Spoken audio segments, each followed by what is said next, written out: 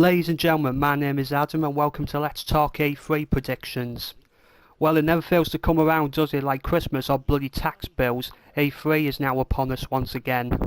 And with it comes the usual diet of corporate suits strutting about on stage telling us about why their game is the most amazing thing of all time, anything to ever do with anything.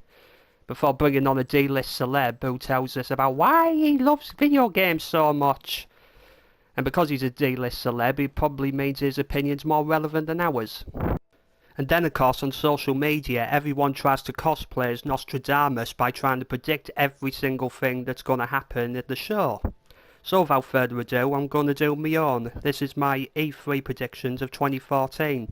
Oh, and by the way, this is all PlayStation related, so any Microsoft or Nintendo fanboys, bugger off. Have they gone yet? Okie dokie. Right, my first prediction will be that Uncharted 4, or whatever it will be called, will have definitive gameplay footage shown at Sony's conference. Despite some key personnel leaving the project of late, Naughty Dog have gone out of the way to say no, this game really is coming along quite nicely. It's been 3.5 years in development, and just recently Naughty Dog's co-presidents have actually done an in-depth interview with Eurogamer, so the wheels are finally starting to turn for the return of Nathan Drake now to Sony's next generation platform. So really I think it'll be happening, and it'll be the main showcase for Sony's conference on stage. But I'm actually going to take my prediction a little bit further and say that Uncharted 4, or whatever it'll be called, will be the game of E3. Now I know all these rewards that they can hand out, like Game of E3 and all that rubbish, is redundant because it basically websites and publications are basically just giving awards to potential. But nevertheless, word on the street is that Uncharted 4 is looking absolutely amazing. The street being Twitter, by the way, but then again, you know. But I have no reason to doubt the Naughty Dog, who have never made a bad game in their lives ever since they started associating themselves with Sony and then ultimately becoming a worldwide studio. Naughty Dog have never made a bad game or a ugly looking game in their life. And let's face it, they are more than capable of delivering something that will stun us all. And this is why I believe that they will deliver something that will get people talking, that will say, oh my god, this is the game that you definitely need to put your money down and get a PS4 right now. Okay, prediction number 2.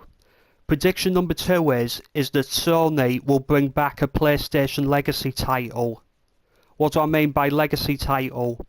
I mean a title that started life in the PS1 era, something like Wipeout or Parappa the Rapper, or maybe, just maybe, Crash Bandicoot. But why at the beginning of the PS4 era would Sony want to focus on very old IPs to try and sell a new system? Well, the answer is 20 years. It's 20 years this year since the PS1 launched in Japan. So what better way to give a gift to older fans like myself than bring back an old IP that was much loved back in the day, just for that little tinge of nostalgia the PlayStation All-Stars never quite really brought. Now I know Activision actually own the Crash franchise, but there hasn't been a new Crash game for a good number of years now, so it wouldn't surprise me one bit if Sony actually turned around and said, okay, here's a bunch of money, we want an exclusive Crash Bandicoot game and we got a developer to do it. Activision, I can't see any reason why they wouldn't take that, because they'd still get money from actually owning the IP. So I would not be at all surprised if something like that actually happened at Sony's conference. So moving on to number 3, my third prediction will be that the PlayStation Vita will get an exclusive Grand Theft Auto game. Now the reasoning behind this is because there was a trademark filed recently for GTA City Stories, which shares a similar title to the Liberty City Stories and the Vice City Stories that were released on the PSP.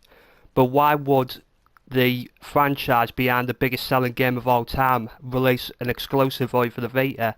Well, they wouldn't. Sony would have to pay for that if we're being brutally honest.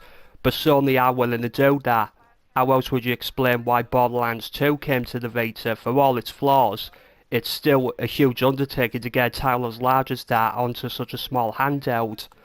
So therefore, it'd be really worth Sony's investment to go to Rockstar and say, hey, can we have an exclusive Vita game just like in the PSP days? I think Rockstar could very well be up for that. So very much would not be at all surprised if that trademark was something to do with an exclusive Vita title. Right, my fourth prediction is an old favourite, and that is The Last Guardian will be reshown. Now, me, along with loads of other people, have hoped against hope this game hasn't died yet, and there's a reason for why I think it hasn't, and that is that Sony must have a huge amount of faith in Team Ico that this game will be worth the time and effort that they've put so much in to hopefully finally release this game. But I'm going to go further in this. I think it's going to come out later this year. And not only that, I think it will come to both PS3 and PS4. Because I think Sony will want it over both platforms because they've probably put so much time, money in that they will need to try and recoup as much money as possible. But just to even think about it, Team Ico's last game was Shadow of the Colossus. When did that release? 2006, 2005? That is amazing about how a team has managed to pretty much bypass almost an entire console generation and still not release the game in that time.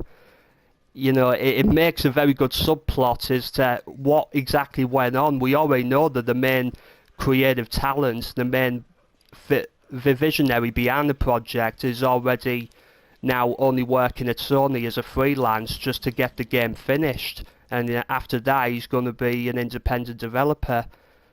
So like I say, it makes this incredible subplot about what exactly went on behind the scenes.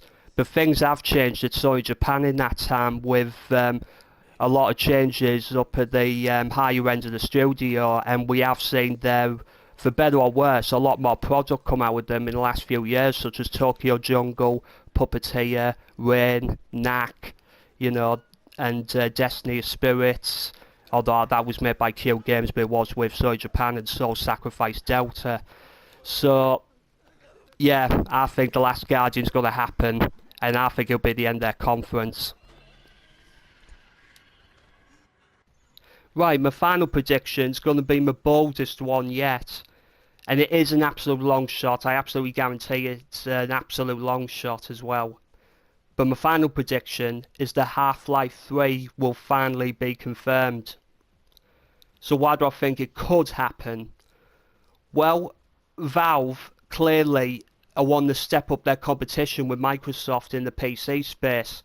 Valve already pretty much own, although they have got some decent competition now, they still dominate the PC retail space with Steam. But so many people still use Windows as the operating system to play those games on, and Valve clearly with the Steam OS, they want to challenge that. They want to stop Microsoft's dominance in that space.